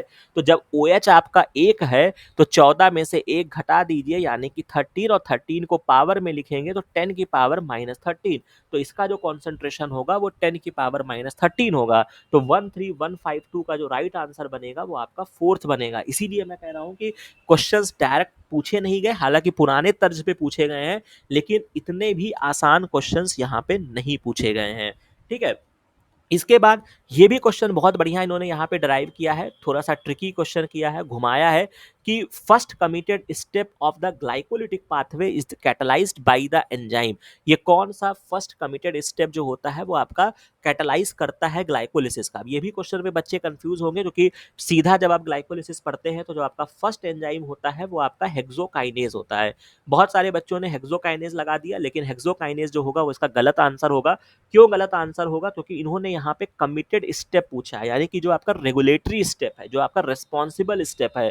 तो हमने आपको बताया था कि एक ग्लाइकोलिटिड का पेस मेकर एंजाइम होता है। बहुत क्वेश्चन जब भी ग्लाइकोलिसिस के आए हैं, फॉस्फो फ्रक्टोकाइनेज जहां जहां आया है PF के, ठीक है, मैंने वहां पे हमेशा बोला है कि आपका pacemaker enzyme of the glycolysis होता है, तो उसी से आपको यहाँ पे कोरिलेट करना है। तो क्वेश्चन आईडी जो है वो 13052 है, और राइट आंसर जो बनेगा वो आपका फॉस्फोफ्रक्टोकाइनेज बनेगा। तो बहुत इंपॉर्टेंट, बहुत प्रिडिक्टेड क्वेश्चन, लेकिन आसान क्वेश्चन नहीं। बहुत बच्चे मुझे ऐसे मिले हैं जिन्होंने हेक्सोकाइनेज लगा के आए हैं। ठीक है, तो इसी वजह से बहुत अच्छा क्वेश्चन पेपर यहाँ पे डिजाइन किया गया है। इसके बाद एक और क्वेश्चन है जो कि आपका 13127 क्वेश्चन आईडी है, और यहाँ पे कह रहे हैं कि which enzyme is responsible for the reduction of atmospheric gases nitrogen to ammonia in the biological nitrogen fixation में करता है। तो ये भी बहुत बेसिक क्वेश्चन है। नाइट्रोजन को जब अमोनिया में आप बदलते हैं तो आप नाइट्रोजिनेज पढ़ते हैं, ये भी आपका 2019 में क्वेश्चन आया था कि नाइट्रोजिनेज जो है उसमें कौन सा वो मॉलिक्यूल एलिमेंट्स होता है, तो MOFE प्रोटीन होता है। तो सीधा आपको नाइट्रोजिनेज पे लगाना है। 13127 का जो राइट आंसर बनेगा वो आपका सेकंड बन जाएगा। ठीक है, अब थोड़ा सा आगे बढ़ते हैं, कुछ क्वेश्चंस की और चलते हैं। अब एक क्वेश्चन, ये जो मैचिंग का क्वेश्चन है ये भी आपका प्रिडिक्टेड क्वेश्चन था, बहुत अच्छे से हमने बायोटेक में रटाया था कि आपको सबके इंसर्ट साइज के बारे में आपको लगाना है। तो सबसे ज्यादा इंसर्ट साइज होता है वो आपका YAG का होता है, yeast artificial chromosome greater than 500, लगा दो C का 4 एक ही ऑप्शन में रखा है, आपका क्वेश्चन सॉल्व हो गया। ठीक है, बहुत आसान क्वेश्चन। इसके बाद एक क्वेश्चन पूछा है कि if the pH of amino acid solution जो है वो बिलो है पीके के, तो क्या होगा। मैंने आपको ये क्वेश्चन 2020 में इसी के आसपास क्वेश्चन आया था कि कौन कैसे एक्सचेंज होता है। तो मैंने आपको बस छोटा सा एक ट्रिक बताया था कि जब एबव आइसो इलेक्ट्रिक पीएच होता है तो आप उसको ए से एनायन मान लीजिएगा, और जब इसके बिलो होता है तो इसके कैटायन होता है। तो चूंकि इन्होंने बिलो बोला है तो इसका जो राइट आंसर बनेगा वो आपका कैटायन बन जाएगा। तो पीवाईक्यू सॉल्व करके जाओगे हमारे साथ तो सारा आंसर जो होगा वो आपको लगता चला जाएगा। इसके बाद ये क्वेश्चन बहुत बेहतरीन पूछा है, 13088 क्वेश्चन पूछा है, जो कि बहुत बेहतरीन क्वेश्चन, मैं इसको स्टार दूंगा कि अच्छा क्वेश्चन पूछा और हमने इसको पढ़ाया है, वहां से डायरेक्ट क्वेश्चन को उठाया है। ठीक है, कह रहा है कि अगर आप कोई एक एक्सपेरिमेंट को परफॉर्म करते हैं E coli in the growth medium with a heavy nitrogen as the only nitrogen source, जो कि आपका N15 है। After several generation the same culture was switch कर दिया गया लाइट नाइट्रोजन यानी कि N14। ये जो N15 और N14 का जो एक्सपेरिमेंट था ना, ये मेरा एक लेक्चर अवेलेबल है, semi conservative mode of DNA replication experimental proof करने के लिए, जो आपका मैसेल्सन और स्टेहल का एक्सपेरिमेंट था, वही चीज से क्वेश्चन यहाँ पे पूछा था। तो इन्होंने पूछा कि आपने फिर N14 में शिफ्ट कर दिया, द डिवीजन जो है वो सिंक्रोनाइज्ड है और एक जनरेशन ऑफ द ग्रोथ के बाद डीएनए आइसोलेट किया गया है, सेंट्रीफ्यूज किया गया है, तो आपको क्या मिलेगा। कॉम्प्लिकेटेड किया ही नहीं, इन्होंने एक ही जनरेशन आपसे पूछा है। तो अगर आप इस क्वेश्चन को आओगे ना, जो आपका एनसीईआरटी में डायग्राम भी बना है, तो N15 है, आपने एक जनरेशन में आपने ग्रो कराया, तो N15 N14 N15 N14 एक ही आपको मिलेगा हाइब्रिड का, केवल एक पीक कह लो या एक ही आपको लेयर देखने को मिलेगा। तो सीधा आंसर है, यहाँ पे कुछ नहीं घुमाया है, वन लेयर आपको मिलेगा। 100% DNA of the intermediate density के आपको देखने को मिलेंगे। तो 13088 जो है इसका जो राइट आंसर बनेगा वो आपका सेकंड बनेगा। कॉम्प्लिकेटेड क्वेश्चन है लेकिन सीधा एनसीईआरटी बेस्ड क्वेश्चन है, इसी वजह से मैं कहता हूं कि एनसीईआरटी को जरूर पढ़िए। इसके लिए आपको कोई बहुत बड़ी लॉर्डिस लेलिंजर की आवश्यकता नहीं है इस क्वेश्चन को सॉल्व करने के लिए। ये तो मैंने यहाँ पे आपको फिगर के माध्यम से भी दिखा दिया कि देख लीजिए, आपको केवल एक ही लेयर यहाँ पे देखने को मिल रही है। जब ये और जनरेशन में जाएगा तब ये सेपरेट होगा। अब इसी कॉन्सेप्ट पे एक क्वेश्चन आपका और पूछा है, हालांकि इस क्वेश्चन को मैं कहूंगा थोड़ा सा ट्रिकी किया है, बट इसी तरीके का एक क्वेश्चन जब हमने ये लेक्चर पढ़ाया है तो इसी वीडियो में जाना और देखना। एक वीडियो मेरा और पढ़ा है जहां पे एक नीट में इस तरीके के क्वेश्चंस बहुत आते हैं, ठीक है। वहां पे मैंने आपको बताया कि एक क्वेश्चन नीट 2023 या 24 में आया था, ठीक है, उसको मैंने वहां पे सॉल्व कराया था, कितने जनरेशन बाद आपको कितने परसेंटेज हो जाएंगे। तो अगर आप वो लेक्चर अटेंड किए होते तरीके से तो आपका ये भी क्वेश्चन जो है वो आपका बन जाएगा। अब कैसे बन जाएगा, 13094 क्वेश्चन आईडी है। कह रहा है कि in the semi conservative mode of DNA replication what percentage of double standard DNA would consist of one original parental strand and one daughter strand after 3 round of replication. यानी कि यही पूरी प्रक्रिया होगी और रेप्लिकेशन जो होगा वो आपका 3 राउंड में चलेगा। तो अब मैं चूंकि अगर मैं एक एक चीजों को बनाऊंगा तो बड़ा कॉम्प्लेक्स हो जाएगा, चूंकि यहाँ पे फिगर बना है तो मैं इसको इसी के माध्यम से मैं आपको एक्सप्लेन कर दे रहा हूँ। कैसे एक्सप्लेन कर दे रहा हूँ, अब देखो, एक था, अगर मैं चूंकि रेप्लिकेशन में जब होगा तो क्या होगा, सेमी कंजर्वेटिव में एक स्टैंड कांस्टेंट रहता है, तो यही तो हुआ। और इस तरीके से क्या होता है कि जो आपका दूसरा स्टैंड का संख्या बढ़ता चला जाएगा। देखो, एक था, एक से दो हो गया, ठीक है, फिर दो से चार हुआ, लेकिन दो से दो ये बना हुआ है जिसमें आपका पेरेंटल डीएनए है और एक आपका न्यू डीएनए है। बाकी जो न्यू डीएनए था उसके करस्पॉन्डिंग में जब वो आगे बढ़ा तो न्यू के साथ तो न्यू की बेस पेयरिंग होगी, बात समझने की कोशिश करिए। लेकिन एक पेरेंटल हमेशा यहाँ पे बना हुआ है और नंबर ऑफ चीजें बढ़ती जा रही हैं। तो पहली बात तो एक से दो हुआ। अब चूंकि यहाँ पे इन्होंने क्या बोला है कि आपको जो परसेंटेज बनाना है वो आपको 3 राउंड में बनाना है। तो 3 राउंड में क्या होगा, पहले राउंड में 2 डीएनए बना एक से, दूसरे राउंड में आपको 4 देखने को मिल रहा है, तीसरा राउंड जब होगा तो 8 डीएनए आपको देखने को मिलेगा। अब ये जो है ये कांस्टेंट है, ये दो ही आपको मिल रहा है, चाहे आप N15 N14 के रेशियो में देख लो और चाहे पेरेंटल और न्यू डीएनए के रेस्पेक्ट में देख लो, ठीक है। तो यानी कि 8 होगा लेकिन बनेंगे आपके केवल 2 ही रहेगा। तो परसेंटेज के फॉर्म में आओगे तो 2/8 कर दो, 2/4, 4 से 25, 25 जो होगा वो इसका राइट आंसर हो जाएगा, 13094 का थर्ड ऑप्शन। तो हालांकि ये मैंने एक शॉर्ट मेथड बताया है, बाकी अगर आप इसको सॉल्व करना चाहो तो इस तरीके से आप पूरा डबल स्टैंडर्ड डीएनए बनाओ, हर स्टैंड में लगाते जाओ उसके पेरेंटल और डॉटर को। तो ये मैंने आपको बता दिया है किस तरीके से आप सॉल्व कर सकते थे इस क्वेश्चन। प्रिडिक्टेड क्वेश्चन है, बहुत बेहतरीन क्वेश्चन है, स्टार स्टार मैं दूंगा इस क्वेश्चन को, ठीक है। और बट ये है कि हाँ, हमारे कॉन्सेप्ट से जो हमने पढ़ाया, जो हमने प्रिडिक्ट किया, वहां से क्वेश्चन आपको मिला। तो ऐसा नहीं कह सकते हैं कि सर ने ये चीजें नहीं पढ़ाई थी, ठीक है। और मैं तो कहूंगा कि सर को छोड़ो यार, सीधा एनसीईआरटी जो भारत सरकार ने आपको बुक दिया है ना, सीधा वहां से क्वेश्चन आपसे पूछा गया है। तो आप ये भी नहीं कह सकते हैं कि जो है वो आउट ऑफ सिलेबस आ गया, ठीक है। तो ये आपका क्वेश्चन आईडी हो गया, ये आपका सोल्यूशन हो गया। इसके बाद चूंकि मैंने बोला कि बहुत सारे क्वेश्चन जो हैं वो आपके प्रीवियस ईयर से रिपीट किए गए हैं, तो 13114 क्वेश्चन आईडी है। कह रहा है कि फैमिलियर हाइपरकोलेस्टीमिया जेनेटिक डिसऑर्डर है जिसमें high concentration of cholesterol and low density lipoprotein हो जाता है। About 3 to 4 time the molecular basis क्या होता है। तो यही क्वेश्चन आपको डीबीटी जेआरएफ 2020 में पूछा था। Genetic disease hyper cholesterolemia, increase in the blood cholesterol due to mutation in the low density lipoprotein के रिसेप्टर्स खराब हो जाते हैं, बस वही याद रखना था। और एलडीएल का रिसेप्टर आपको देखना था। रिसेप्टर आपको यहां देखने को मिल रहा है, फोर्थ पे आपको टिक कर देना है।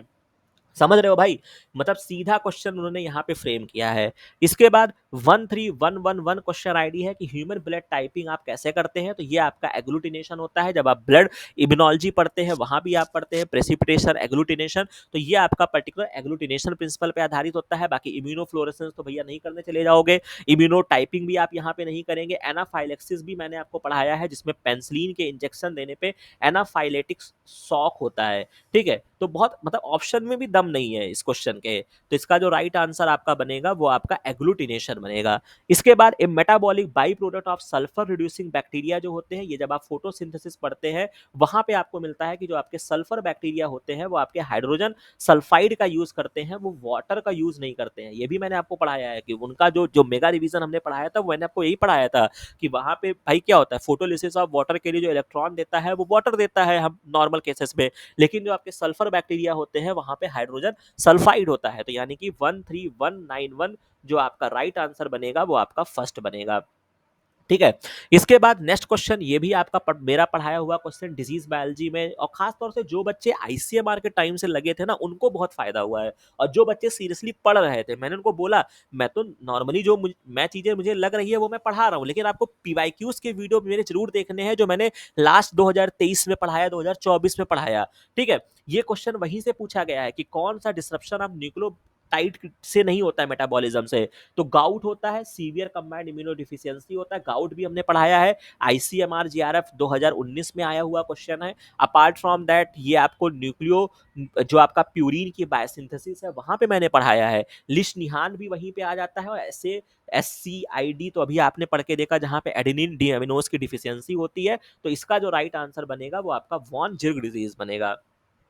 ठीक है, इसके बाद एक क्वेश्चन आपसे और पूछा गया है, the first commercial release transgenic crop कौन सा है। ये भी क्वेश्चन जो है ये हमने लास्ट ईयर जब डीबीटी पढ़ाया था तो डिट्टो ये आपकी एनसीईआरटी की लाइन से क्वेश्चन पूछा गया है। और यहाँ पे ये लाइन में लिखा हुआ है कि Flavr Savr tomato was release as the first genetically modified food crop used by the approved by the US. ठीक है, तो सीधा क्वेश्चन पढ़ाया हुआ क्वेश्चन डीबीटी जेआरएफ 2024 के टाइम में, टाइमलाइन ऑफ बायोटेक्नोलॉजी। ठीक है, तो यहाँ पे जो इसका राइट आंसर बनेगा वो आपका फ्लेवर सेवर टोमेटो बनेगा। इसके बाद 13095 विच one of the following organ is a primarily responsible for metabolic regulation through gluconeogenesis and glycogenolysis कौन करेगा। ठीक है, सॉरी कौन सा ऑर्गन करता है। तो ये जो पूरा प्रोसेस होता है ये आपके लीवर में होता है। 13095 का जो राइट आंसर होगा वो आपका सेकंड हो जाएगा। बाकी ऑप्शंस में भी दम नहीं है, किडनी में नहीं होगा, ब्रेन में नहीं होगा और आपका स्प्लीन में नहीं होगा। तो ये जो पूरी प्रोसेस होती है ग्लूकोनियोजेनेसिस या ये सारी प्रक्रिया आपके लीवर में होती है। इसके बाद इस क्वेश्चन को लेके थोड़ा बच्चों को डाउट है कि which plant hormone promote the cell elongation. तो सेल इलोंगेशन जो होता है वो जिब्रेलिन नहीं करता है, ऑक्सिन करता है। ये मैंने एक बुक की आपको रेफरेंस लगा दिया। हालांकि मतलब अब इस तरीके से आप जाओगे तो बुक में देख लेना, बॉटनी वगैरह की जो भी आपकी ऑथेंटिक बुक होगी मिल जाएगा, गूगल पे सर्च करोगे वहां भी मिल जाएगा। लेकिन नॉर्मल जो आपकी बुक्स होती है ना वहां पे फंक्शन ऑफ द ऑक्सिन में ये बात मेंशन की गई है कि प्रमोट करता है सेल इलोंगेशन को by lodging of the cell wall. ये आपने पढ़ते हो, इसकी सिग्नलिंग में आप पढ़ते हो कि सेल वॉल को लूज करता है। ठीक है, मैंने भी इसको पढ़ाया है, आपको पाथफाइंडर की बुक में भी मिल जाएगा। ठीक है, तो यही जो सेल वॉल की लूजनिंग होती है जिसकी वजह से सेल क्या करता है, इलोंगेशन की तरफ जाता है। तो इसमें भी आपको ज्यादा माथापच्ची करने की जरूरत नहीं है। तो इसका जो राइट आंसर डीबीटी ने दिया है वो मुझे लगता है सही है। इसके बाद अगर हम नेक्स्ट क्वेश्चन की तरफ जाते हैं 13132 राइट आंसर थर्ड, ये भी सही है। इसके बाद विच one of the following biomolecule is not derived from the amino acid. बहुत बेसिक बायोमोलिक्यूल्स का क्वेश्चन, काइटीन जो होगा वो इसका राइट आंसर हो जाएगा, क्योंकि काइटीन हमने आपको हेट्रो होमोपॉलीमर में रटाया था जब आप कार्बोहाइड्रेट्स पढ़ते हैं। काइटीन के बारे में तो हमने बहुत चर्चा की। इसके बाद एक और क्वेश्चन 13113 है कि which one of the following infectious agent do not have capsid protein and move from cell to cell with assistance of the helper virus. अब ये क्वेश्चन को मैं स्टार दूंगा क्योंकि ऐसा क्वेश्चन डीबीटी ने कभी ना पूछा है और बहुत बेहतरीन डिजाइन किया है। और जनरली मुझे लगता है कि बहुत सारी बुक्स में आपको वायरोसाइड देखने को नहीं मिलेगा, ठीक है, बहुत बुक्स में बहुत ज़्यादा इसका जब आप वायरस पढ़ते हैं तो इतना बहुत कोई बेहतरीन बुक होगी तो वहीं पे आपको इसका एक्सप्लेनेशन मिलेगा। अदरवाइज़ जो बच्चे एमएससी वायरोलॉजी करते हैं वो लोग ज़्यादा इन सारी चीज़ों को पढ़ते हैं, नहीं तो प्रियॉन, वायरस, वायराइड पे सारी कहानी खत्म हो जाती है। अब पहली बात तो प्रियॉन ऑप्शन में नहीं होगा क्योंकि यहाँ पे कैप्सिड प्रोटीन नहीं है और प्रियॉन्स जो होते हैं वो प्रोटीनीशियस इन्फेक्शियस पार्टिकल्स होते हैं। तो प्रियॉन्स तो आपके ऑप्शन से कट गया। इसके बाद अगर आप हमारे लेक्चर की तरफ आते हैं जो कि हमने 2024 की प्रिपरेशन में आपको लाइकेन, प्रियॉन एंड वायराइड्स पढ़ाया था। अब यहाँ पे मैंने वायरोसाइट लगाया था, ठीक है। अब देखो डिस्कवर्ड बाय रैंडल इटॉल ने किया है, आरएनए वायरस होते हैं but inside the capsid of other large virus. अब यही कहानी हो गई कि कैप्सिड नहीं है, ये दूसरे के अंदर में रह रहे हैं और यानी कि उसके पूरे सिस्टम को होस्ट करेंगे। They replicate with in the host and do not cause any infection, यानी रेप्लिकेशन ये होस्ट से कर रहे हैं, दूसरे की सहायता लेके कर रहे हैं। हालांकि यहाँ पे कोई ब्रॉड एक्सप्लेनेशन मैंने नहीं दिया, बट कहने का मतलब है कि यहाँ पे मैंने ये पॉइंट्स पढ़ाया आपको और मैंने बोला भी कि भैया इसको थोड़ा और एक्सप्लोर कर लेना, एग्जाम में आ सकता है। और नहीं तो अगर आप इन दो लाइन को कोरिलेट करोगे ना तो भी आपको कहानी बन जाएगा कि इन्होंने कैप्सिड को नहीं बोला है, तो यहाँ पे कैप्सिड मैंने यहाँ पे बताया है कि कैप्सिड नहीं है, दूसरे के कैप्सिड में रह रहे हैं। तो यहाँ से आपका आंसर सॉल्व हो जाएगा। राइट आंसर जो बनेगा वो आपका वायरोसाइड होगा, ठीक है। तो इस क्वेश्चन की जो राइट आंसर बनेगा 13113 का राइट आंसर आपका फोर्थ हो जाएगा। इसके बाद थोड़ा सा क्वेश्चन और देख लेते हैं ताकि इसी सेशन में मैं आपका ये सारा जो है वो खत्म कर दूं। फिर 13125 ये भी क्वेश्चन जो है ये आपके एनसीईआरटी से पूछा गया और मैंने तो बता के रखा है कि यार एनसीईआरटी की बुक जरूर पढ़िए। वहां पे जो है वहां पे आपको एक चार्ट मिल जाएगा इस तरीके से कि कौन से सेकेंडरी प्लांट मेटाबोलाइट्स किससे प्रोड्यूस होते हैं। तो आर्टिमेसिन जो होता है वो एंटी मलेरियल होता है, आर्टिमेसिन एनुमा से आता है, सीएसआईआर में बहुत पूछा गया है। इसके अलावा डिजिऑक्सिन बहुत आपने पढ़ा होगा, कार्डियक के लिए पढ़ते हैं। डायोसेजरिन जो होता है वो एंटी फर्टिलिटी के लिए होता है। क्विनीन जो होता है ये आपके चिंकोना ट्री से होता है, एंटी मलेरियल होता है। टैक्सॉल टैक्सस स्पीसीज से होता है, ठीक है। और इस तरीके से आप देखते जाइएगा तो आपको मॉर्फिन भी मिल जाएगा जो कि आपको एनसीईआरटी नॉर्मल, जो एनसीईआरटी जो आपकी 11th 12th की जो बुक होती है ना वहां पे आपने पढ़ा होगा पेपेवर सोमेनिफेरस। तो मॉर्फिन को आपको पेपेवर से मिलाना है, सी का फर्स्ट, ये ऑप्शंस आपके कैंसिल हो गए। और बर्बेरिन जो है ये आपको यहाँ पे देखने को मिल जाएगा, कॉप्टिस जैपोनिका, ठीक है। अब देख लो भैया सीधा एनसीईआरटी से क्वेश्चन पूछा गया है, ए का सेकंड, बी का थर्ड, आपका ऑप्शन जो होगा वो क्लियर हो जाएगा। बाकी विनक्रस्टिन, विनब्लास्टिन आपके एंटी कैंसरस ड्रग होते हैं जो कैथरंथस रोजियस से आप आइसोलेट करते हैं। तो इस तरीके से आपका आंसर हो जाएगा। बाकी जो रिमेनिंग स्टूडेंट्स हैं फर्दर एग्जाम के लिए इन सब चीजों को कर लेना। देख लो विनक्रास्टिन भी यहाँ दिया है, बर्बेरिन भी आपको यहाँ पे दिया गया है, ठीक है।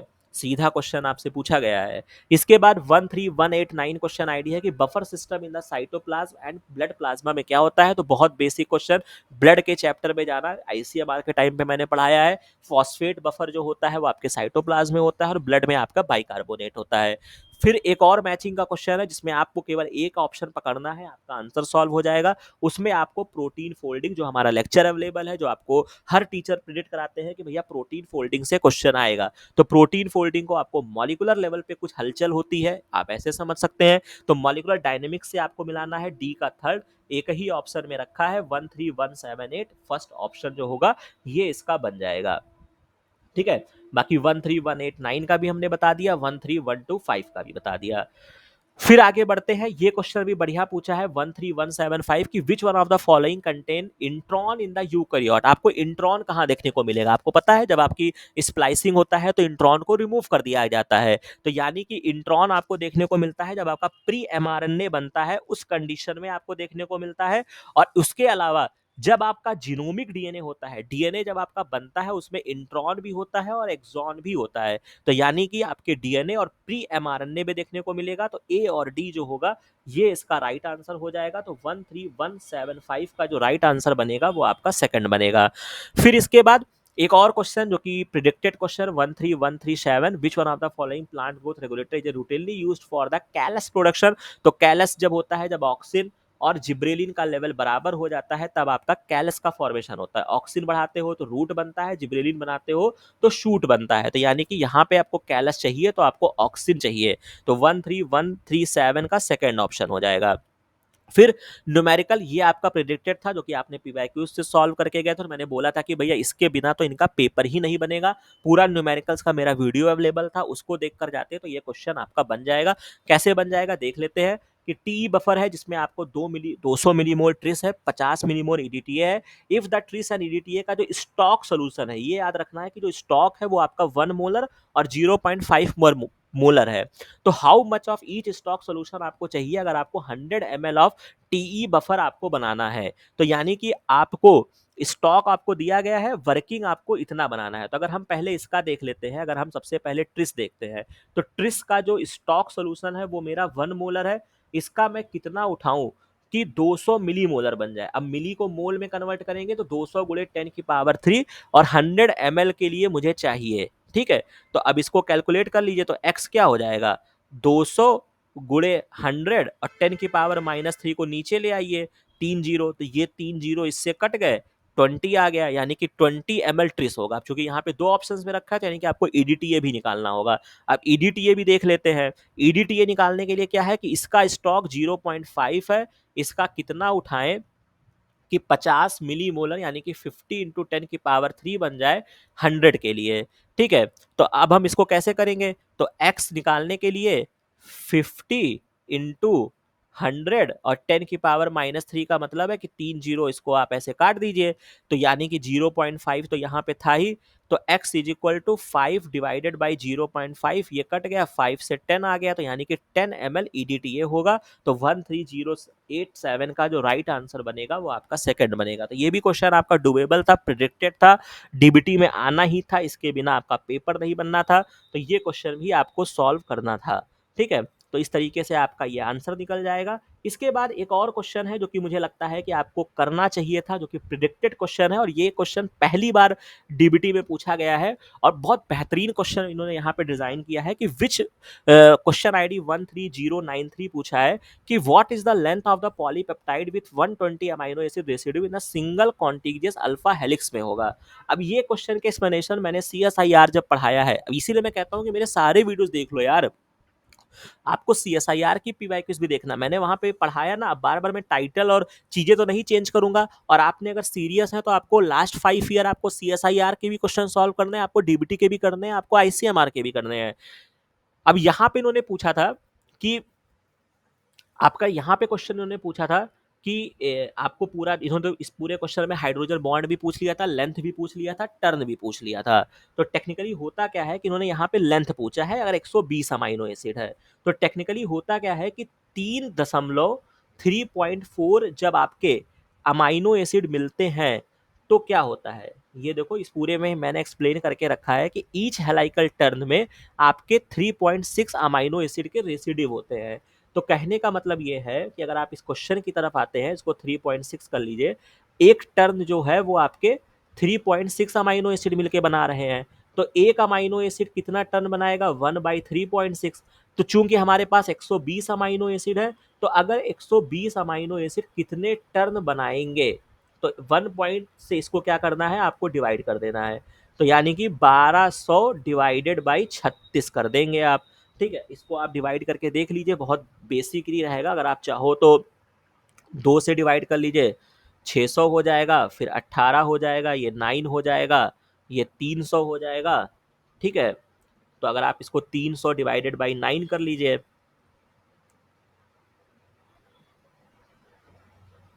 33 आ जाएगा ये।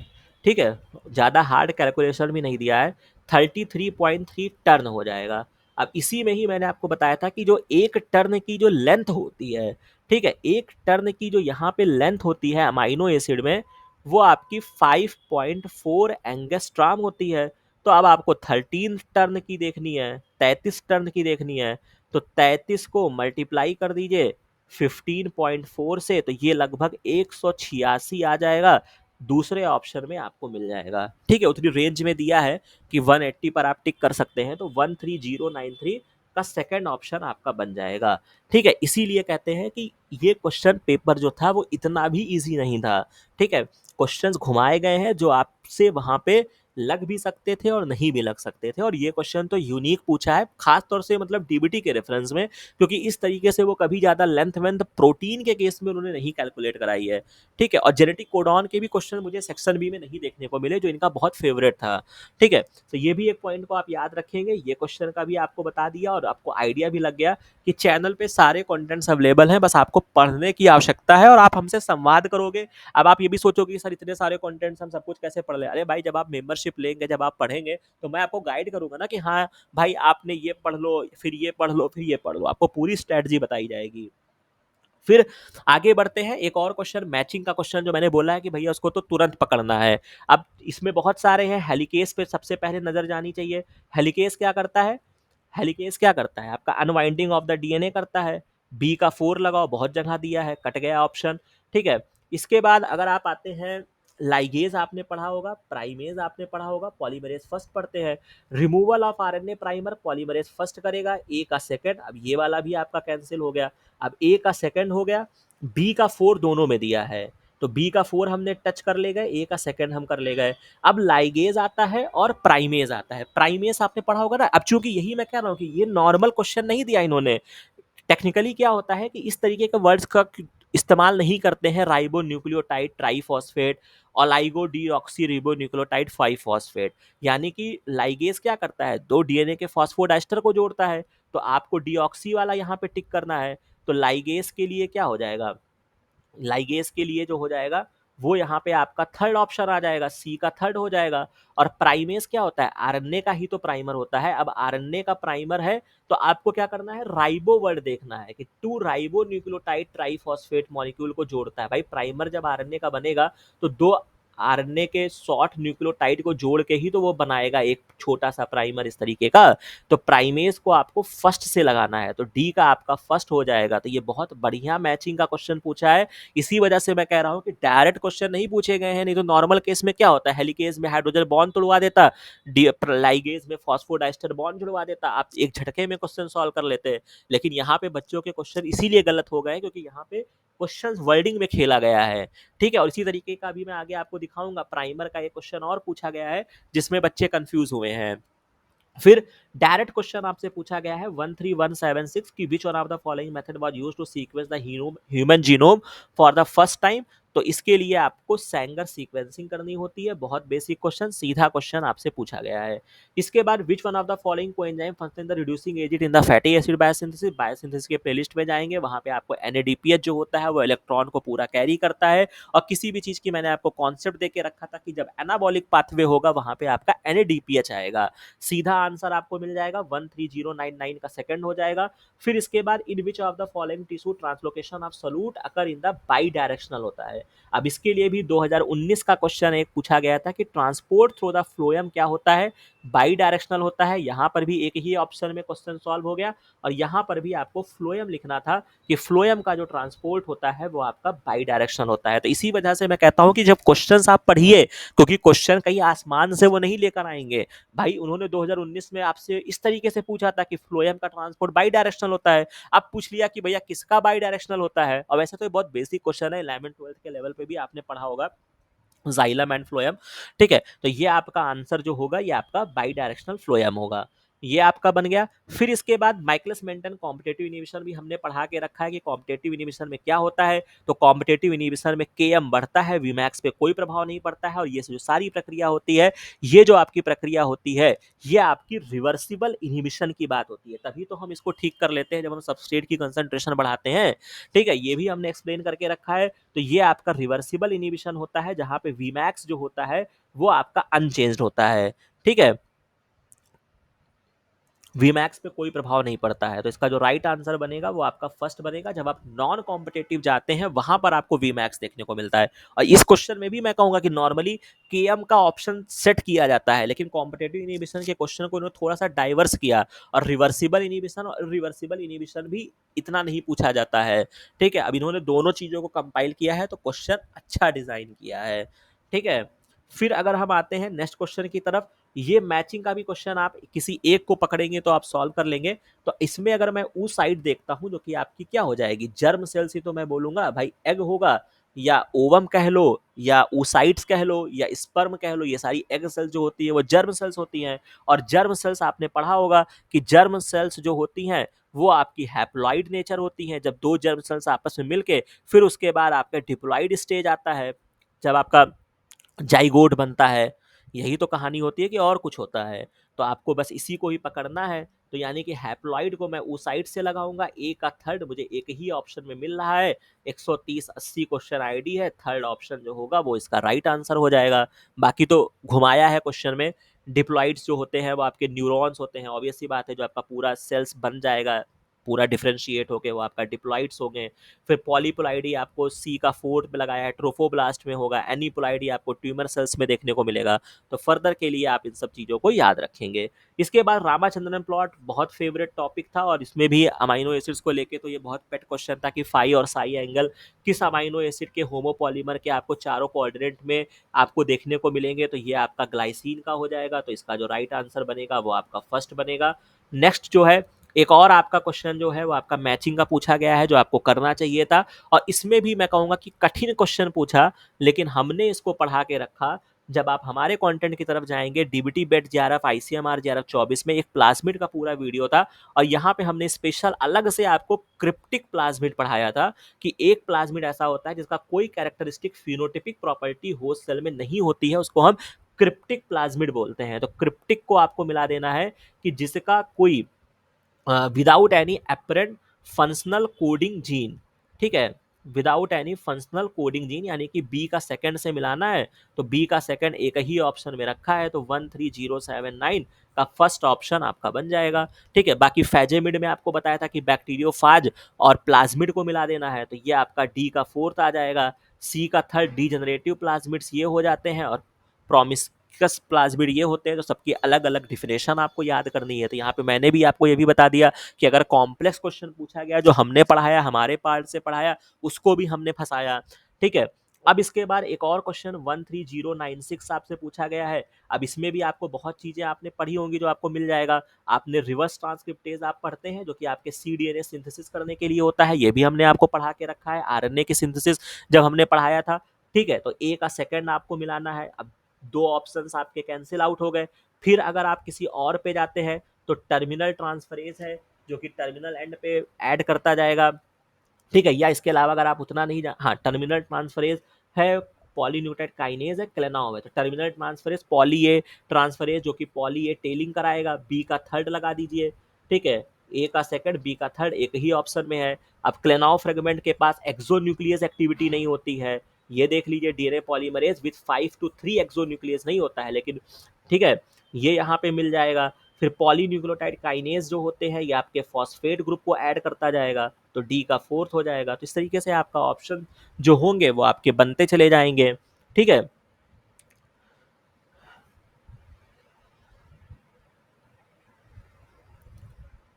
ठीक है, तो फिर ये आपकी कहानी हो जाती है। टर्मिनल ट्रांसफरेज हो गया, क्लेनाओव फ्रेगमेंट्स हो गए, ए का सेकंड बी का थर्ड, तो पहले ही आपका सॉल्व हो गया था। 13096 का जो ऑप्शन बनेगा वो आपका फर्स्ट बनेगा। अब इसके बाद अगर हम आगे चलते हैं, आगे बढ़ते जाते हैं, एक और क्वेश्चन जो पूछा गया है 13106 आईसीएमआर के टाइम पे, जब डायबिटीज पढ़ाया, कीटोन बॉडीज पढ़ाया, हर जगह मैंने एक्सप्लेन किया कि जब भी आपकी डायबिटिक मेलाइटस कंडीशन आती है, या स्टारवेशन, यही मैंने नाम ही लिया था, भुखमरी जिसको बोलते हैं, कि किसकी मात्रा बढ़ जाती है, or increase accumulation of acetyl coenzyme में which excrete the formation of ketone body का फॉर्मेशन होता है, और यही डायबिटीज मेलाइटिस का कैरेक्टरिस्टिक फीचर होता है।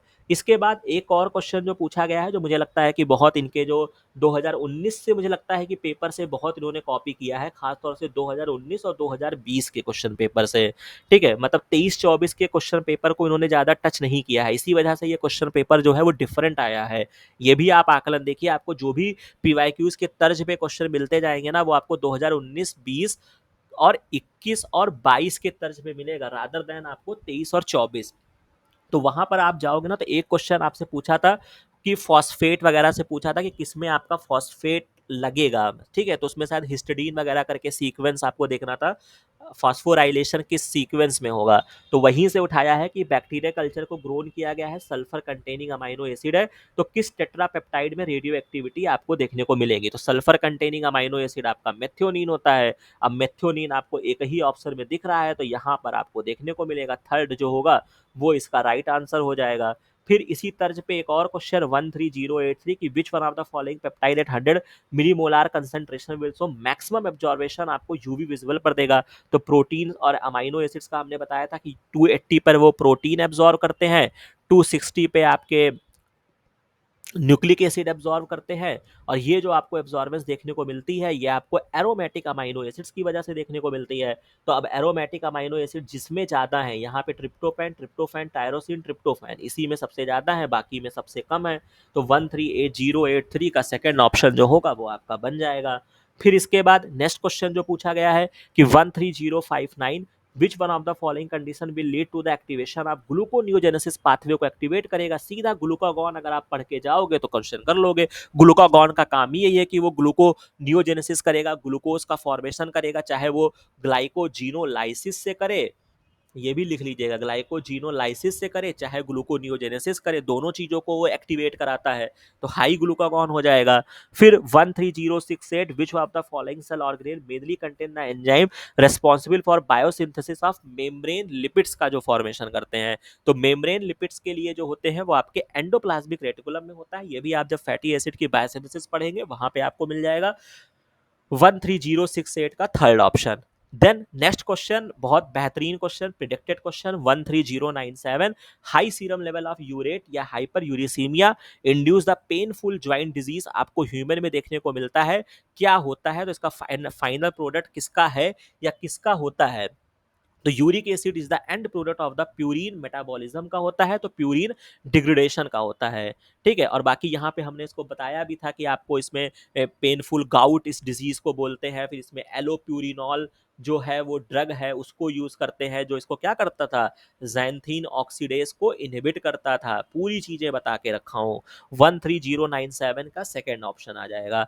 फिर एक और क्वेश्चन पूछा गया है 13073 कि which one of the following correct regarding the ribonucleotide during the DNA replication, ठीक है, रोल ऑफ राइबोन्यूक्लियोटाइड्स का क्या रोल है, ठीक है।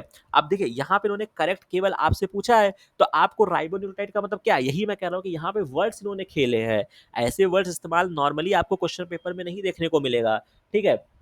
यानी कि ये आपके आरएनए की बात कर रहे हैं, तो आरएनए का हम क्यों इस्तेमाल करते हैं रेप्लिकेशन में, क्योंकि हमें आरएनए का एक प्राइमर चाहिए होता है, तो they are required for priming DNA replication, यानी कि 13073 क्वेश्चन आईडी का सेकंड ऑप्शन बन जाएगा, ठीक है। फिर इसके बाद 13070 ये भी मैंने आपको बोला था, पढ़ा के रखा हूं, कोलेजन के स्ट्रक्चर से क्वेश्चन पूछा कि post translational modification of lysine and proline का होता है, तो ये कौन सा मॉडिफिकेशन होता है, तो आपको वहां पे हाइड्रोक्सी प्रोलीन देखने को मिलता है, हाइड्रोक्सी लाइसिन देखने को मिलता है, तो यानी कि हाइड्रोक्सीलेशन होता है। तो मुझे लगता है कि यहाँ तक हमने क्वेश्चन सॉल्व कर लिए हैं, जितने क्वेश्चंस आपके आसानी के साथ बन सकते थे, ठीक है, वो क्वेश्चंस मैंने आपको यहाँ पे करवा दिए हैं। बाकी तो अभी तो मैंने उन क्वेश्चंस को छुआ नहीं कि जो थोड़ा सा बुद्धि लगा के आप कर सकते थे, और या वो क्वेश्चन जिसपे अभी आपको लिटिल बिट डाउट है, तो उसको हम अलग सेक्शन में करेंगे, ठीक है, उसको मैंने यहाँ पे मर्ज नहीं किया है। बाकी चूंकि कट ऑफ प्रिडिक्ट करने के लिए कुछ चीजों को समझना आवश्यक है,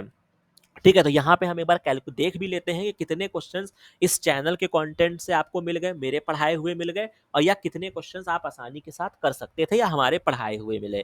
तो एक क्वेश्चन, दो क्वेश्चन यहाँ पे, ठीक है, दो क्वेश्चन, फिर 3 4 5 6 7 8, ठीक है, 9 10 11 12 13, ठीक है, 13 14 15 16 17 18 19 20 21 22 23 24 25 26 27 28 29 30 31 32 33 34 35 36 37 38 39 40 41 42 43 44 45 46 47 48 49 50 51 52 53 54 55 56 57 58 59 60 61 62 63, 64, 65, 66 क्वेश्चन मैंने यहाँ पे करवाए हैं कि जो आपको हमारे कंटेंट से सीधा मिला है, मतलब जिसमें बुद्धि का ज़्यादा प्रयोग नहीं करना है, बस जो बताया हूँ अगर उसको फॉलो करके गए हो तो 66 क्वेश्चन जो है वो सीधा सीधा जो है वो पढ़ाया हुआ आपसे पूछा गया है। अभी तो मैं उन चीज़ों को ढूंढा ही नहीं कि जो मैं 15, 20, 25 क्वेश्चन अभी मैं और बता सकता हूँ कि जो आप सब चीज़ों को मर्ज करके लगा सकते थे। ठीक है। और एक चीज मैं आपको और बता दूं कि 66 क्वेश्चंस में लगभग 20 क्वेश्चंस ऐसे हैं कि जो आसान नहीं थे, ट्रिकी थे। ठीक है। उसके अलावा लगभग कुछ क्वेश्चंस ऐसे हैं, लगभग 20 से 25 क्वेश्चन, 22 क्वेश्चन ऐसे हैं जिनकी लैंग्वेज चेंज की गई है। तो क्वेश्चन बहुत बेहतरीन डिसाइड किया गया है, बहुत बेहतरीन क्वेश्चन पेपर बनाया गया है। तो कट ऑफ जो है वो थोड़ा सा फ्लक्चुएट करेगी। अब कितना करेगी ये हम कट ऑफ के वीडियो में डिस्कस करेंगे। बाकी 66 क्वेश्चन जिसमें आपको केवल 50 अटेम्प्ट करने थे, मैं तो कहता हूं कि अभी मैं और डिस्कस करूंगा। तो आप देखिएगा लगभग जितने हमने आपसे वादा किया था कि आप हमारे कंटेंट देख कर जाइए, सेक्शन बी में आपका पूरा 50 के 50 आप कर सकते हैं। ठीक है। तो वो यहाँ पे मैं प्रूफ है, हैंस प्रूफ है कि लगभग 70 क्वेश्चन आपको जो है वो डिट्टो लाइन से मिले हैं। 10-15 क्वेश्चन तो ऐसे हैं जिसमें थोड़ा सा बुद्धि लगाना होगा, जिसको हम आगे डिस्कस करेंगे। ठीक है। तो जो हमने वादा किया आपको वो हमने डिलीवर किया। बाकी सेक्शन ए में क्या आया है उसके लिए हम सेपरेट वीडियो करेंगे। ठीक है। और देन फिर हम चैलेंजेबल क्वेश्चन या जो आपके ट्रिकी क्वेश्चंस हैं उन पर आएंगे, और फिर हम एक फाइनल कट ऑफ के वीडियो का प्रेडिक्शन करेंगे। तो आशा है कि ये डिस्कशन, ये सारी चीजें आपको अच्छी लगी होगी। बाकी किस क्वेश्चन पे आप कंफ्यूज हैं या आप मेरे किसी क्वेश्चन को लेके असहमत है तो वो भी आप बता सकते हैं। बाकी ये वीडियो अच्छी लगी हो तो इसे लाइक, शेयर एंड सब्सक्राइब जरूर कीजिएगा। बाकी मिलते हैं नेक्स्ट वीडियो में नेक्स्ट इन्फॉर्मेशन के साथ। Thank you very much.